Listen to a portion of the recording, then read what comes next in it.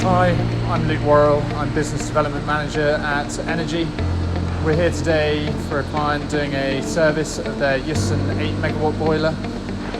Today is the final day of our service where we're picking up some of the remedial works that have been identified on the service, where they are repairing a couple of grate bars that have been warped and they are removing the whole grate bar element and replacing some of the grate bars with new ones.